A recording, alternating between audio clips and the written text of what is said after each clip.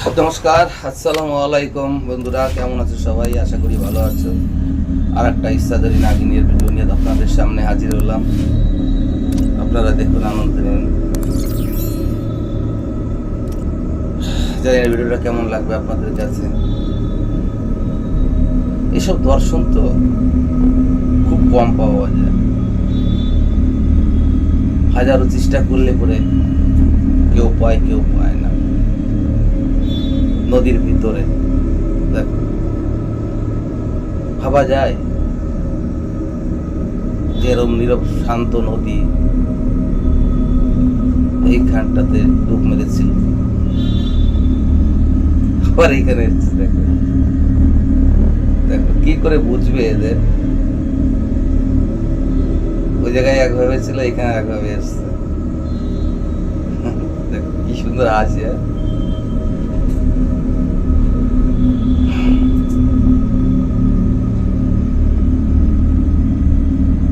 নসিব থাকা দরকার আছে সব।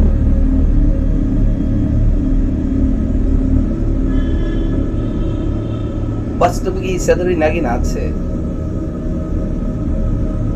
বা যেটা দেখছি আমরা, এটা বাস্তব কতটুকু জানি না, তবে কিছু তো অবশ্যই আছে।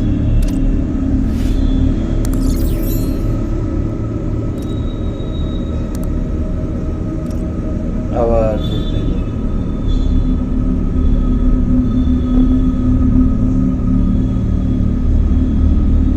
অসাধারণ।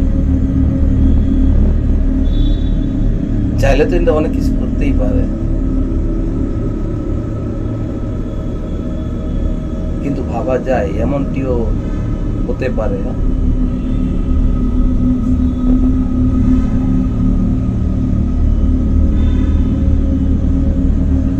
এই নদীতে অনেকে অনেক কিছু দেখে, তবে নদীটা কিন্তু অতটা চলিত না। কারণ কি, বর্ষার সময় যখন জলের চাপ থাকে নদীর, যে এটা তো নদীর শাখা, যে বড় নদীটা আছে, সেখান থেকে যখন জলের বিষয়টা আসে না, তখন এই নদীতে একদম মানে কিছুই থাকে না, তখন নদীটা পুরো পরিষ্কার হয়ে যায়। তারপরে যখন জল মানে বর্ষার সিজন সরে যায়, জল স্থির হয়ে যায়, তখন এইসব কোথা থেকে আসে কি না আসে আমরা জানি না।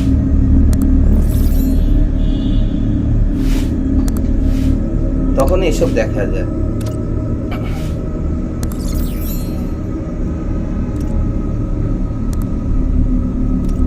এখন বিশ্বাস না বিশ্বাস আপনাদের কাছে।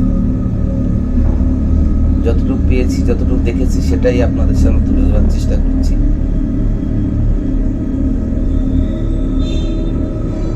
এমন একটা ব্যাপার আছে, কাছে গিয়ে যে সুন্দর করে দেখাবো সেটাও সম্ভব হয় না। কারণ আমি ভিডিওটা অনেকটা দূরের থেকে করছি, লুকিয়ে লুকিয়ে।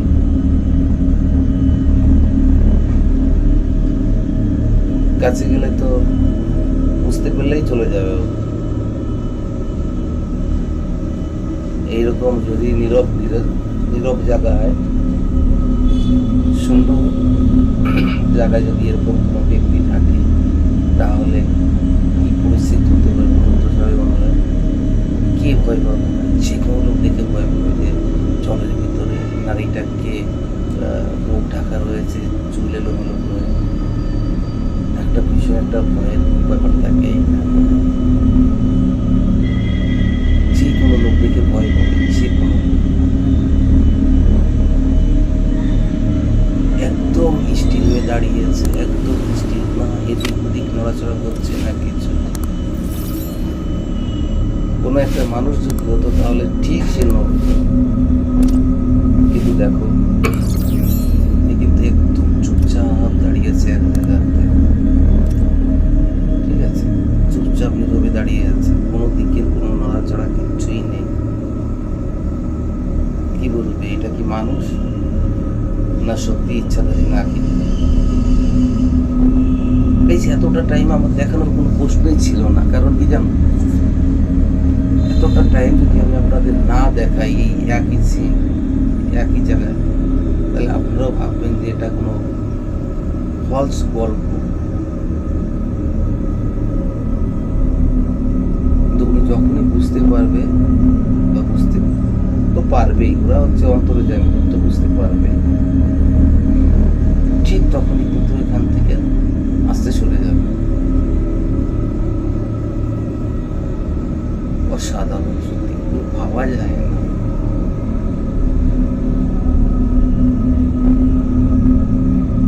কোথা থেকে কি এই দুনিয়ায় আরো কত কি আছে, কত কি দেখতে হবে।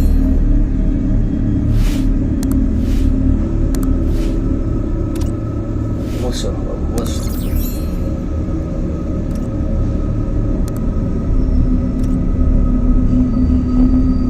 গাইস দেখতে থাকুন।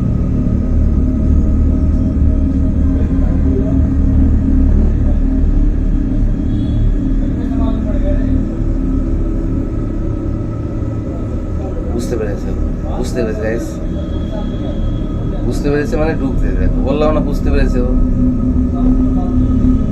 বুঝতে পেরে গেছে মানে ঢুকতে হচ্ছে।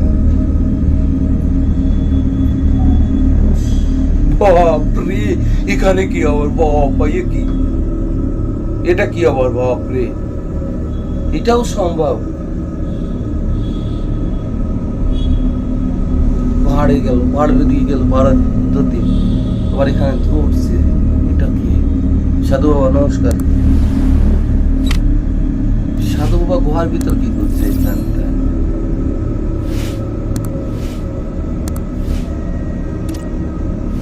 কি করছে এখানটায়? নাকি কি বলবে গাইস? আপনারা বলি নাকি কি বলবেন? ইনি কি কোনো যোগী, না কোনো অপদেবতা, না কোনো আত্মা? দেখো গুহার ভিতরে একা একা নীরবে চুপচাপ বসে আছে। আমার তো মনে হয় ইনি দীর্ঘ তপস্যা নিয়ে বসে আছে, না খাওয়া না দাওয়া কিছুই হয়তো নেই, হয়তো ঈশ্বরের নাম নিয়ে বসে আছে। আবার এই যে মাথায় এটা কি হয়েছে, এটা কিছুই বুঝতে পারছি না।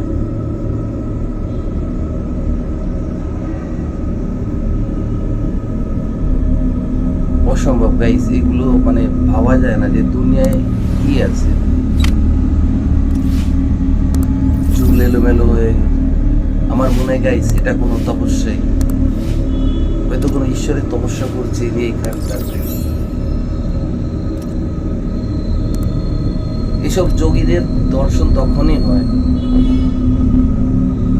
যদি কোনো গোপন বন জঙ্গলে, পাহাড়ে, গুহায় এখনো অনেক মহামানব আছে যারা ধ্যান জ্ঞান সাধন ভজন নিয়ে পড়ে আছে। দেখো গাইস,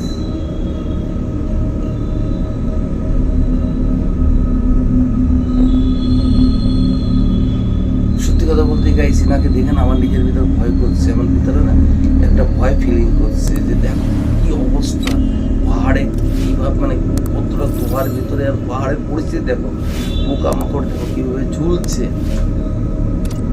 তার ভিতরে ইনি কোনো ধ্যানে মগ্ন আছে।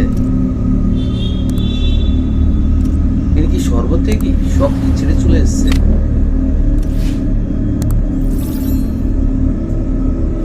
ইনার কোনো অভিযোগ নেই গাইস।